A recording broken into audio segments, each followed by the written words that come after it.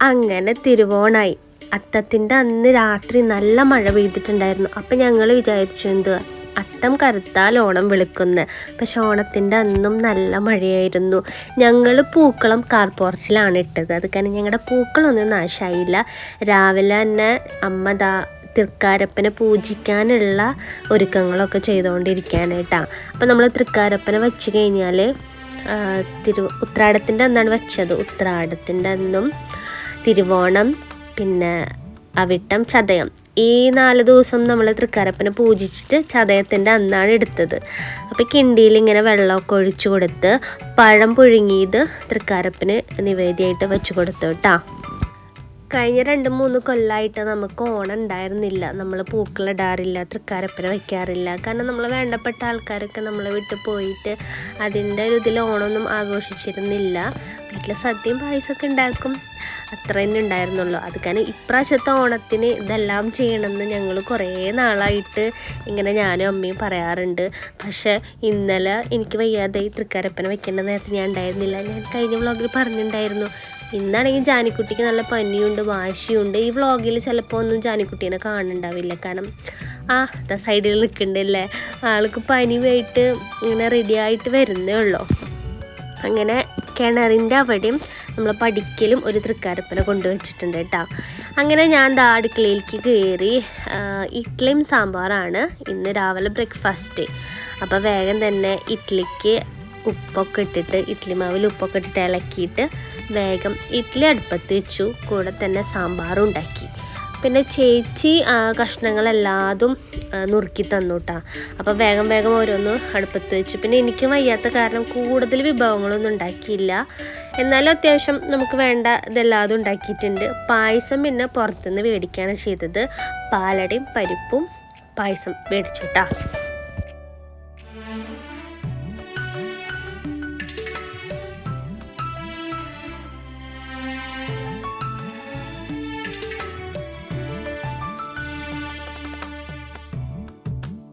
അപ്പോൾ അവിയൽ, സാമ്പാർ, കാളൻ, ഇഞ്ചുംപുളി, അച്ചാർ, പൈനാപ്പിൾ പുളിശ്ശേരി, ഓലൻ, പയറുപ്പേരി, മാങ്ങച്ചാർ, ഇതൊക്കെയാണ് ഞങ്ങൾ ഉണ്ടാക്കിയത്. പിന്നെ സാധാരണ ഞാൻ ബീട്രൂട്ട് പച്ചടി ഉണ്ടാക്കാറുണ്ട്, പക്ഷേ ഇപ്രാവശ്യം ഒന്നും ഉണ്ടാക്കിയില്ല. പിന്നെ പപ്പടം കാച്ചി ഊണ് കഴിക്കേണ്ട നേരമായി. അപ്പോൾ എല്ലാവരും കൂടിയിട്ട് ഇലയിൽ ഊണ് വിളമ്പിക്കൊണ്ടിരിക്കാനായിട്ടാണ്. എനിക്ക് സെറ്റ് മുണ്ടൊക്കെ എടുത്തിട്ട് ഒരു ഗെറ്റ് റെഡി വിത്ത് മീ ഒക്കെ ചെയ്യണമെന്നുണ്ടായത്. പക്ഷേ എനിക്ക് വയ്യാത്ത കാരണം ഞാൻ സെറ്റ് മുണ്ടൊന്നും എടുത്തില്ല. ചുരിദാറുമ്മ അഡ്ജസ്റ്റ് ചെയ്തു. എനിക്ക് ചുരിദാറായിട്ടൻ വെഡിങ് ആനിവേഴ്സറിക്ക് മേടിച്ചു തന്നതാണ്. അപ്പോൾ അത് ഞാൻ ഓണത്തിനിട്ടു. കൂത്താമ്പുള്ളിയിൽ പോയിട്ട് നമ്മൾ സെറ്റ് മുണ്ടും എന്താ പറയുക പിള്ളേർക്ക് ഡ്രസ്സൊക്കെ മേടിച്ചിട്ടുണ്ടായിരുന്നു. പക്ഷെ അതൊന്നും കാണിക്കാൻ വിട്ടു കേട്ടോ. കൂത്താമ്പുള്ളിയിൽ പോയിട്ട് അവിടെ നല്ല തിരക്കായിരുന്നു. ഷോപ്പിങ്ങിന് പോകുന്ന വ്ളോഗൊന്നും എടുക്കാൻ പറ്റിയില്ല, നല്ല തിരക്കുള്ള സമയമായിരുന്നു. അങ്ങനെ ഇപ്രാവശ്യം പുറത്തുനിന്ന് ആരെയും വിളിച്ചിട്ടുണ്ടായിരുന്നില്ല. നമ്മൾ വീട്ടിലുള്ളവർ മാത്രം തന്നെ ഉണ്ടായിരുന്നുള്ളൂ. മറ്റേത് ഏട്ടൻ്റെ ഫ്രണ്ട്സൊക്കെ വരാറുണ്ട്, പിന്നെ നമ്മുടെ അച്ഛൻ്റെ ഫ്രണ്ട്സൊക്കെ വരാറുണ്ട്. പക്ഷേ ഇപ്രാവശ്യം ആരുമില്ല, നമ്മൾ മാത്രമായിട്ട് ചെറിയൊരു ഓണസദ്യയൊക്കെ ഒരുക്കി. ഒരു 10-11 മണിയാവുമ്പോൾ ഞങ്ങൾ ഓണസദ്യ കഴിച്ചു, പായസമൊക്കെ കുടിച്ചു.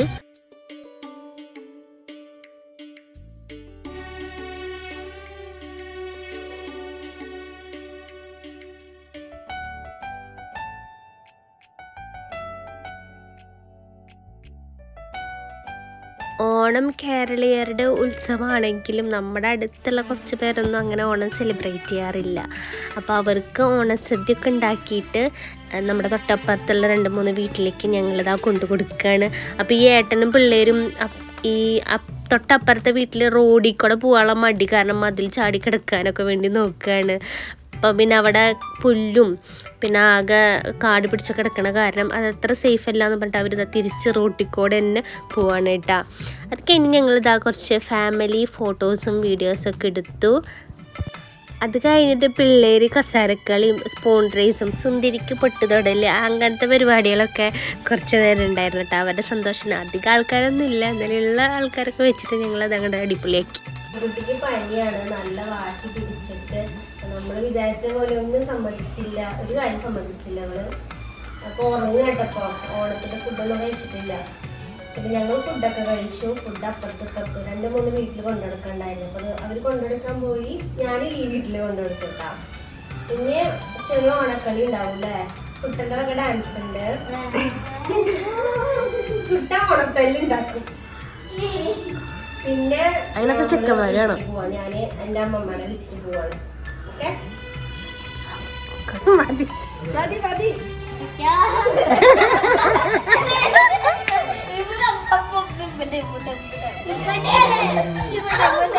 എന്നെ കൈ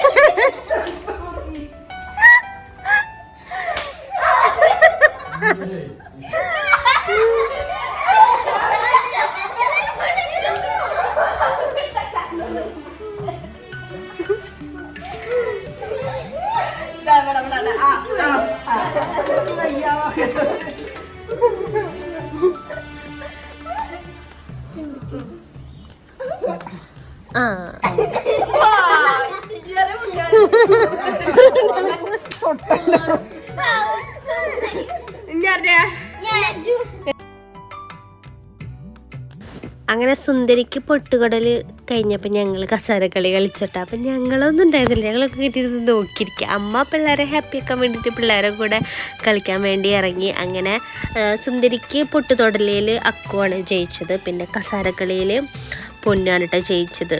അങ്ങനെ കളിയൊക്കെ കഴിഞ്ഞ് പിന്നെന്താ കുറച്ച് നേരം ഇരുന്ന് എല്ലാവരും കൂടി വർത്താനമൊക്കെ പറഞ്ഞിട്ട് പിന്നെ ഞാൻ എൻ്റെ അമ്മയുടെ വീട്ടിലേക്കാണ് പോണത്. അവിടെയാണ് ഇപ്രാവശ്യം ഓണം. അമ്മയ്ക്കും അച്ഛനും എല്ലാവർക്കും ഓണം അവിടെയാണ്. അവിടെ അമ്മാമ്മയും അച്ഛനും മാത്രമേ ഉള്ളൂ. അപ്പോൾ അങ്ങോട്ട് പോയി. പിന്നെ ചതയത്തിൻ്റെ അന്ന് അച്ഛൻ്റെ പിറന്നാളുണ്ട്. അപ്പോൾ പിറന്നാളൊക്കെ ആഘോഷിക്കാൻ വേണ്ടിയിട്ട് ഞാൻ പോയത് അങ്ങോട്ടാണ്. അങ്ങനെ പൊന്നും ലച്ചും കൂട്ടിയിട്ട് മറ്റേ ഓണം മൂഡ് ട്രെൻഡിങ് സോങ് ഡാൻസും കൂടി കളിച്ചിട്ടാണ്. അപ്പോൾ അത് ഇതിൻ്റെ കൂടെ ആഡ് ചെയ്യുന്നുണ്ട്. പിന്നെ പാട്ട് ആഡ് ചെയ്യാൻ പറ്റില്ല, കാരണം കോപ്പിറൈറ്റ് അടിക്കും.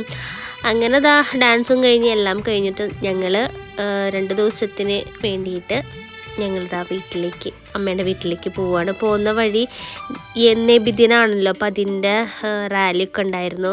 അപ്പോൾ അതൊക്കെ കണ്ട് പിന്നെ ഞങ്ങൾ അവിടെ എത്തിയപ്പോൾ അവിടെ ഓണപ്പരിപാടികളൊക്കെ റോഡ് സൈഡിൽ കളിച്ചുകൊണ്ടിരിക്കുന്നുണ്ട് കേട്ടോ. അപ്പോൾ നല്ല കൊട്ടും ബഹളമൊക്കെ ഉണ്ടായിരുന്നു. അപ്പോൾ അതൊക്കെ കഴിഞ്ഞ് അമ്മയുടെ വീട്ടിൽ അമ്മയുടെ ചേച്ചിമാരും ഭർത്താക്കന്മാരും പിള്ളേരും എല്ലാവരും വന്നിട്ടുണ്ടായിരുന്നു. അതായത് വല്യമ്മയും വല്യച്ഛന്മാരൊക്കെ വന്നിട്ടുണ്ടായിരുന്നു. കസിൻസ് ആകെ ഒരാളുള്ളൂ, ബാക്കിയുള്ളവരൊക്കെ പുറത്താണ്. അങ്ങനെ എല്ലാവരും കൂടി വന്ന് അവിടെ നിന്നും ഓണസദ്യയൊക്കെ കഴിച്ചു. അപ്പോൾ ഇത്രയൊക്കെയുള്ളൂ എൻ്റെ കുഞ്ഞ് തിരുവോണ വിശേഷങ്ങൾ. അപ്പോൾ വീഡിയോ ഇഷ്ടപ്പെട്ടാൽ ലൈക്ക് ആൻഡ് സബ്സ്ക്രൈബ് ചെയ്യാൻ മറക്കല്ലേ. അപ്പോൾ അടുത്ത വീഡിയോ ആയിട്ട് കാണാം.